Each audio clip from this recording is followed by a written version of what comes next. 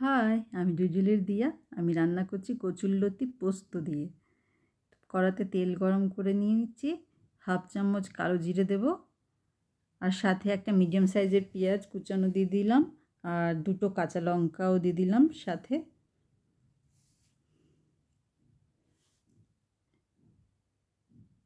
গ্যাসের ফ্লেম খুব একটা বেশি বাড়ানো থাকবে না। পেঁয়াজটা আমরা লাল একদম করব না, সিদ্ধ হয়ে যায় সেইভাবে ভাজবো। সামান্য নুন দেব,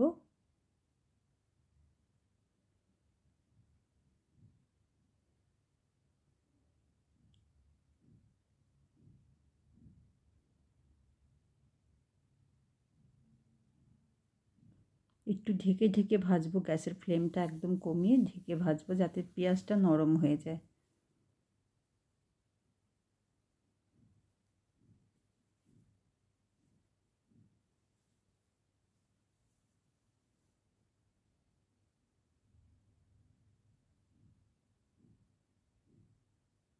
আবার আর একটু ঢেকে দেব।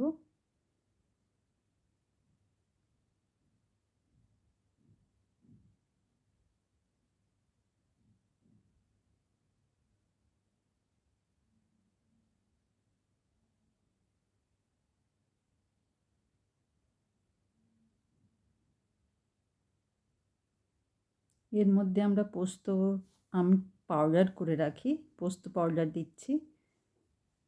পোস্তর অ্যামাউন্টটা তোমাদের ইচ্ছে মতন দিতে পারো, যদি একটু বেশি দিতে চাও বেশিও দিতে পারো, বা কম দিতে চাইলে কমও দিতে পারো।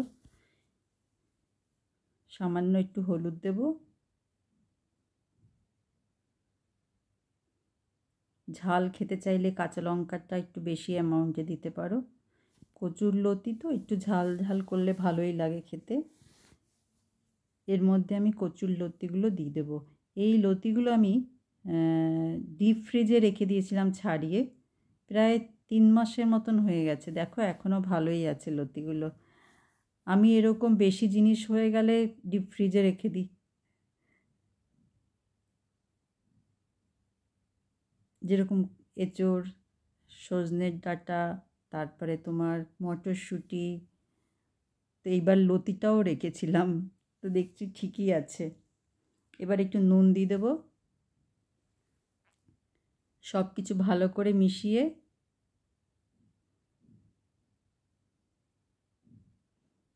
ঢাকা দিয়ে দেবো। আমাদের এখানে লতি পাওয়া যায় না। আমি যখন কলকাতায় গিয়েছিলাম সেই সময় নিয়ে এসেছিলাম, আর কিছু আমার ছাদ বাগানে হয়েছিল, তো বেশি অ্যামাউন্টে ছিল, তো আমি কেটে ফ্রিজে রেখে দিয়েছি।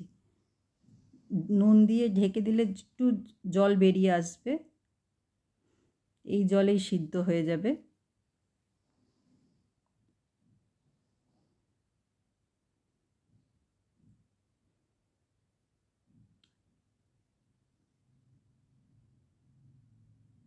ভালো লাগলে লাইক কমেন্ট শেয়ার করো, আমার চ্যানেলটা সাবস্ক্রাইব করে নিও। গ্যাসের ফ্লেম একদম কমিয়েই ভাজবো, আর ঢেকে ঢেকে ভাজবো, কচুর লতিটা যাতে সিদ্ধ হয়ে যায়। একটু সাবধানে নাড়বো যাতে লতিগুলো ঘেঁটে না যায়। ঠিক আছে, ভালো থেকো, সুস্থ থেকো। আবার আরেকটা রান্না নিয়ে তোমাদের সাথে দেখা হবে। Tata, thank you.